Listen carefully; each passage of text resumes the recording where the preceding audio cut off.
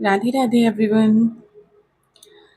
So I am back with my another video lesson that is about tenses. As I told you yesterday, if you want to strong your subject verb agreement topic, you first have to clear your tenses, all the concept of tenses. I mean, अगर आप लोगों को subject verb agreement topic को clear करना है, strong बनाना है, तो उसके लिए आपको टेंस के सारे रूल्स, सारे कॉन्सेप्ट अच्छे से क्लियर होने चाहिए। और I am sorry to say that आप लोगों ने कमेंट में मुझे कल कोई टॉपिक नहीं सजेस्ट किया। That's why I am here with my own choice tense because I myself have chosen this topic to start with. Okay, so yeah, let's move on. So here it is written tense. Tense means होता है time, काल जिसको हिंदी में हम लोग बोलते हैं। Time को थ्री टाइप्स में इसमें बाइफिकेट किया गया है। अगर हम टेंस का डिवीज़न देखें तो वो प्रेजेंट टेंस है, पास्ट टेंस है, फ्यूचर टेंस है। बट अगर हम इसे सीक्वेंस में लिखना चाहें तो प्रेजेंट टेंस पहले नहीं आएगा, पहले पास्ट टेंस आएगा जो बीत चुका है टाइम, उसके लिए हम पास्ट टेंस यूज़ करते हैं। देन प्रेजेंट टेंस आएगा, जो अब हो रहा है प्रेजेंट में, वर्तमान काल में, वो प्रेजेंट टेंस होता है। और उसके बाद आएगा फ्यूचर टेंस जो होने वाला है, वो अभी किसी को पता नहीं है कि क्या होने वाला है, तो वो लास्ट में आता है फ्यूचर टेंस। ओके, उसके बाद इन सभी तीनों टेंसेस को सब डिवाइड किया गया है 4 कैटेगरीज़ में, that is indefinite, continuous, perfect, perfect continuous. इन सब के ही 4 पार्ट्स हैं, indefinite, continuous, perfect, perfect continuous. और अब हम देखेंगे कि इन सब में कौन-कौन सी वर्ब की फॉर्म्स आती हैं, मेन फॉर्म क्या आती है। तो इंडेफिनिट टेंस जो होता है, प्रेज़ेंट टेंस की बात कर रहे हैं हम, उसमें वर्ब की फर्स्ट फॉर्म आती है। वर्ब की फर्स्ट फॉर्म आती है जब हमारे सब्जेक्ट प्लूरल होते हैं। अगर हमारा सब्जेक्ट सिंगुलर है तो उसमें हम वर्ब की फर्स्ट फॉर्म में एस ऐड कर देते हैं। जैसे कि हमने कहा राम जाता है, तो इसमें हो जाएगा राम गोज़, ना कि राम गो। राम गो नहीं हो सकता क्योंकि राम एक नाम है और वो सिंगुलर सब्जेक्ट होता है, तो इसीलिए इसमें हम एस ऐड कर देते हैं वर्ब की फर्स्ट फॉर्म में। फिर आता है हमारा present continuous tense.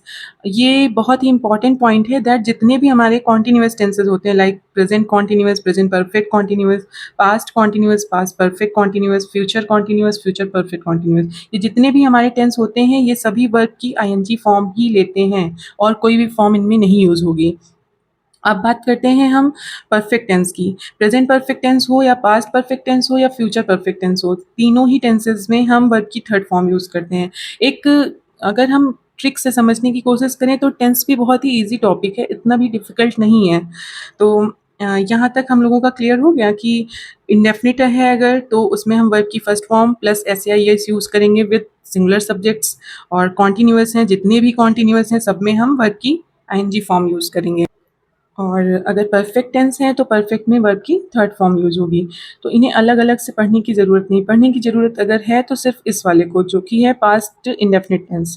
Past indefinite tense में वर्ब की फर्स्ट फॉर्म भी हमने लिख रखी है, सेकंड फॉर्म भी लिख रखी है। तो इसका मतलब है कि इस टेंस में ये दोनों ही फॉर्म्स यूज़ होती हैं। कैसे यूज़ होती हैं? जैसे हमने लिखा ही वेंट टू आगरा।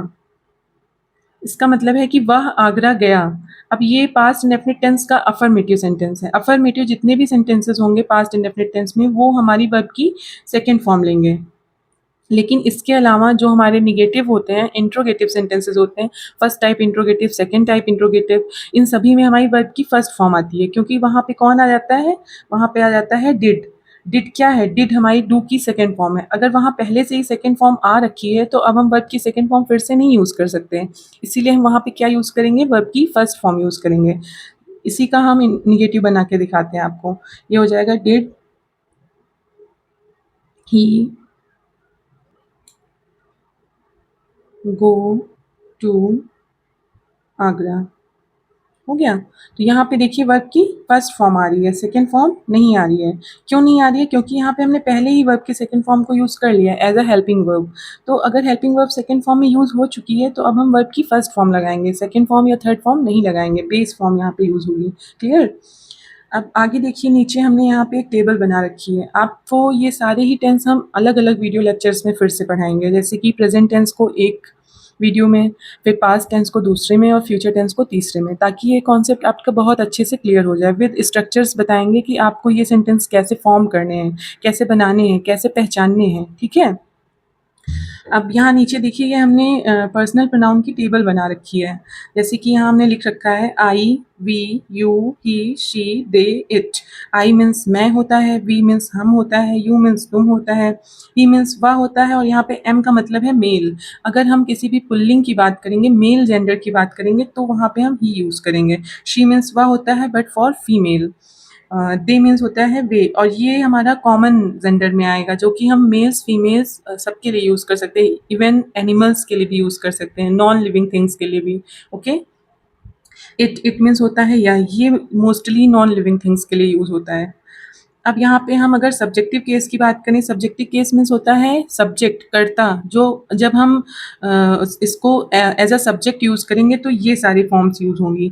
और पजेसिव केस मीन्स होता है उसका खुद से रिलेशन बताना कि यह चीज़ मेरी है तो दिस इज़ माइन, यह पेन मेरा है तो दिस इज़ माई पेन। तो इसीलिए इन सब का यूज़ करते हैं जब हमें पजेशन शो करना होता है। और ये आता है हमारा objective case. Objective case means होता है जब हम एज अ ऑब्जेक्ट इन प्रोनाउन को यूज़ करते हैं, तो ये वाले सारे हमारे यूज़ होंगे उसमें, ठीक है। तो ये ये पूरी टेबल आपको बहुत अच्छे से क्लियर होनी चाहिए। अगर ये क्लियर है तो आपको ट्रांसलेट करने में प्रॉब्लम नहीं होगी। अगर ये नहीं क्लियर है तो ट्रांसलेशन में भी आपको प्रॉब्लम फेस करनी पड़ सकती है। इधर देखिए हमने लिख रखा है आई वी, इस पूरे कॉलम को हम क्या बोलेंगे, फर्स्ट पर्सन। आई वी, ये जो दो प्रोनाउन होते हैं इन्हें हम फर्स्ट पर्सन की कैटेगरी में रखते हैं। और यू अकेला एक ऐसा प्रोनाउन है जो सेकंड पर्सन की कैटेगरी में आता है। अदर देन दीज थ्री, इन तीनों को छोड़ के जितने भी बचते हैं, ही, शी, दे, इट, और कोई भी नाम अगर है तो वो सब किस में आएंगे, हमारे थर्ड पर्सन में आएंगे।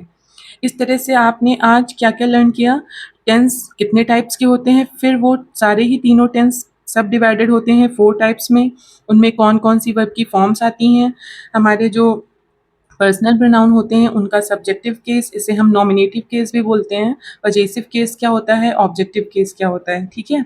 अगर ये पूरा जो हमने यहाँ पे टेबल बनाई है, ये अगर आपने क्लियर कर लिया, तो आगे से जब हम लोग टेंस स्टार्ट करेंगे, present tense, I don't feel आप लोगों को ज़्यादा प्रॉब्लम फेस करनी पड़ेगी। बहुत ही ईज़िली, स्मूथली वो आपको समझ में आ जाएगा। और एक रिक्वेस्ट और करना चाहेंगे आप लोगों से, अगर आप लोग बिल्कुल ही न्यू हैं, बिगिनर्स हैं इंग्लिश लर्निंग में, तो प्लीज़ अपने नोट्स भी प्रिपेयर करिए साथ में।